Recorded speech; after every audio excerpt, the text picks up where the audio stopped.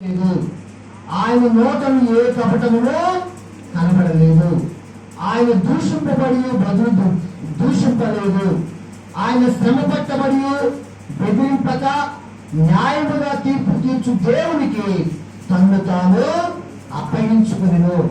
మనము పాపం విషయమై చనిపోయి నీతి విషయమై జీవించున్నట్లు ఆయన తానే తన శరీరమందు మన పాపములను వాని మీద మోసుకొనెను.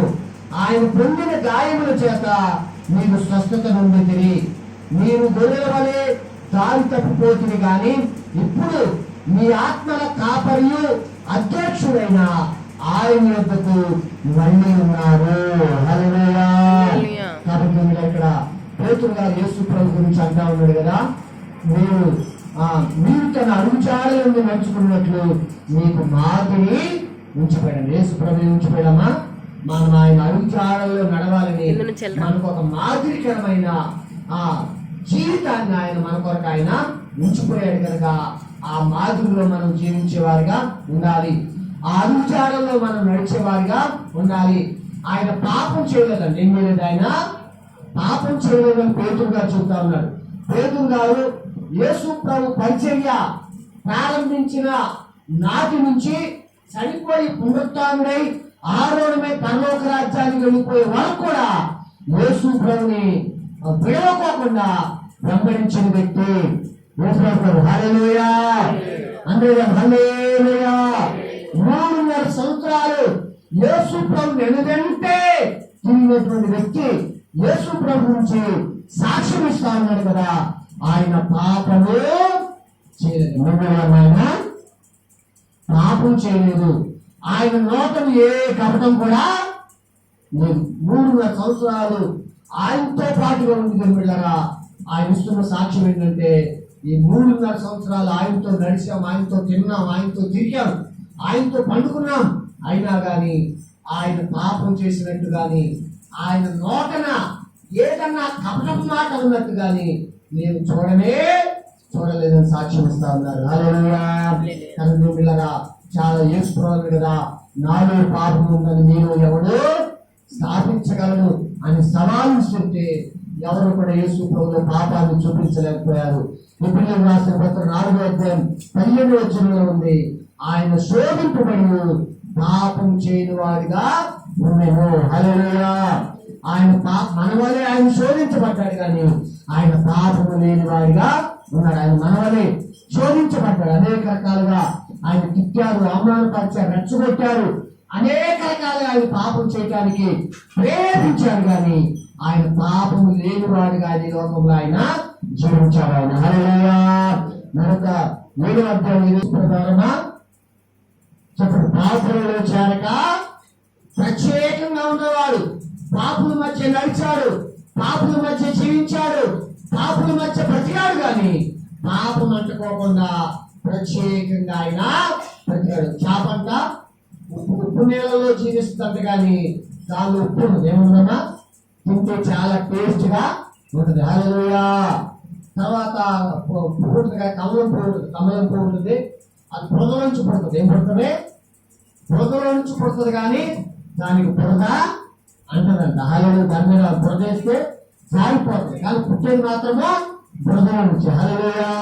దానికి మీద యేసు ప్రభు ఆయన పాపుల మధ్య జీవించిన, పాపుల మధ్య నడిచిన, పాపుల మధ్య బతికినా కానీ పాపము లేకోకుండా ఆయన జీవించాడు. ఆయన నోటను ఏ కపటం కూడా లేదు అని సాక్ష్యం ఇస్తా ఉన్నారు. కనుక బిడ్డలారా, అలాగా ఉండి కూడా ఆయన శ్రమ పట్టబడి ఆయన బెదిరింపక, భయపెట్టగా, దూషించగా, ఆయన ఎవరికి కూడా ఆయన కీడు చేసిన వారు కూడా ఎలాంటి కీడు తలపెట్టుకోకుండా అన్ని సహించి భరించి ఓర్చుకుని ఆయన మనకి మాదిరి ఉంచిపోయాడంట. హల్లెలూయా. హల్లెలూయా. ఎందుకంటే మనుషులు పాపంలో చనిపోయి నీతిలో బ్రతుకున్నట్లుగా అనేకులు దేవుని యొద్దకి నడిపించేటట్లుగా ఆయన సమస్తాన్ని సహించి భరించాడు. కనుక మనం కూడా యేసు ప్రభు అడుగుజాడల్లో మనం నడిచేవారిగా ఉండాలి అంటా ఉన్నాడు కదా. ఆయన ఈ మాట అసలు 23 వచ్చింది 2వ అధ్యాయం 9 రాసిన పత్రిక 23 ఆయన దూషింపబడి బదులు దూషింపలేదు, ఆయన శ్రమ పట్టబడి బెదిరింపక న్యాయముగా తీర్పు తీర్చు దేవునికి తన్ను తాను అప్పగించుకున్నాను. హల్లెలూయా. కనుక మనం కూడా దేవునికి అప్పగించుకునే వారిగా ఉండాలి. ఆయన న్యాయము తీర్చే దేవుడు. మనం కూడా ఏ పాపం చేయకోకుండా ఒక మాదిరికరమైన జీవితాన్ని జీవించాలి. కనుక యేసు ప్రభు ఆయన చూపించిన సహనము, ఆయన చూపించిన ఓర్పు, ఆయన చూపించిన మాదిరి ద్వారా అనేక మంది పాపాల నుంచి విమోచించబడి యేసు ప్రభు దగ్గరికి, దేవుని దగ్గరికి వస్తా ఉన్నారు. కనుక మనం కూడా మన చుట్టాల మధ్య, మన బంధువుల మధ్య, మనం పనిచేసే దగ్గర ఒక మాదిరికరమైన జీవితాన్ని జీవించడం ద్వారా అనేకులు పాప విషయంలో చనిపోయి నీతి విషయంలో జీవించినట్లుగా, దేవుని దగ్గరికి వచ్చేటట్లుగా మన వారికి సహకరించేవాడిగా మనము ఉంటాం. కనుక పిల్లరా, యేసు ప్రభు చూపించిన సహనం, యేసు ప్రభు చూపించే ఓర్పు, యేసు ప్రభు చూపించేటువంటి ఆ తగ్గింపు మనం కూడా చూపిస్తూ ఒక మాదిరికరమైన జీవితాన్ని మనం కనపరుస్తూ అనేకులు దేవుని యొక్కకు రావటానికి, మనకు సాకారులుగా ఉండటానికి యేసు ప్రభు చూపించిన ఆ మాదిరికరమైన ఆ జీవితాన్ని, ఆ హృదయాన్ని, ఆ మనసుని, క్రీస్తు కలిగిన స్వభావాన్ని దేవుడు మనందరికీ దయచేయుగాక. దావీదు ఎలాగైతే దేవునికి అప్పగించుకుని ముందుకు నడిచాడు, యేసు క్రీస్తు ఎలాగైతే న్యాయంగా తీర్పు తీర్చు దేవునికి తను తాను అప్పగించుకున్నాడు, అలాగే దేవుళ్ళ మనం కూడా మన విషయాలన్నీ కూడా దేవునికి అప్పగించుకుని దేవుళ్ళ మన చిత్తాన్ని మన ద్వారా నెరవేర్చినట్లుగా మనము ఆయనకు అప్పగించుకునే మార్గాలను నడిచేవారుగా ఉండును గాక. మనం తల నుంచి పని వేసుకుని ప్రార్థన చేస్తున్నాం.